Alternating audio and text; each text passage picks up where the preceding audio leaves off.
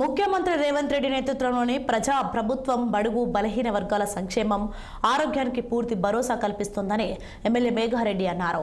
CM సహాయ నిధి పేదలకు కొండంత భరోసానిస్తుందని తెలిపారు. వనపర్తి జిల్లా ఎమ్మెల్యే క్యాంప్ కార్యాలయంలో బాధిత కుటుంబాలకు సీఎంఆర్ఎఫ్ చెక్లను ఎమ్మెల్యే పంపిణీ చేశారు.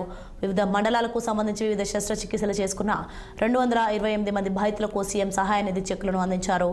అలాగే 379 షాదీ ముబారక్ కళ్యాణలక్ష్మి లబ్ధిదారులకు చెక్కును అందజేశారు. చెక్కులు అందుకున్న లబ్ధిదారులు కాంగ్రెస్ ప్రభుత్వానికి కృతజ్ఞతలు తెలిపారు. ఈ సందర్భంగా ఎమ్మెల్యే మేఘారెడ్డి మాట్లాడుతూ ప్రాణాపాయ స్థితిలో ఉన్న నిరుపేదలకు ముఖ్యమంత్రి సహాయ నిధి ద్వారా చికిత్సకు తగిన ఆర్థిక సాయం అందిస్తోందని పేర్కొన్నారు.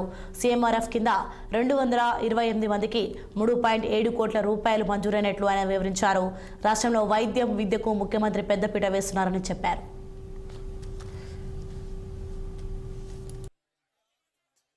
ఇక్కడ క్యాంపస్ వనపర్తి నియోజకవర్గంలో దాదాపు 379 కళ్యాణ లక్ష్మి షాదీ ముబారక్ చెక్కులు, 228 సీఎంఆర్ఎఫ్ చెక్కులు, 3.7 కోట్లు కళ్యాణ లక్ష్మి షాదీ ముబారక్, దాదాపు 45 లక్షలు సీఎం రిలీఫ్ ఫండ్ చెక్కులు, ఇవన్నీ పంపిణీ కార్యక్రమం వనపర్తి ఎమ్మెల్యే క్యాంప్ ఆఫీస్ లో ఇక్కడ అందరినీ గౌరవంగా మా లబ్ధిదారులందరినీ ఇక్కడ క్యాంప్ ఆఫీస్ పిలిచి మా ముఖ్య నాయకులు మా లీడర్లు అందరితో పాటు ఈరోజు పంపిణీ చేయడం జరిగింది.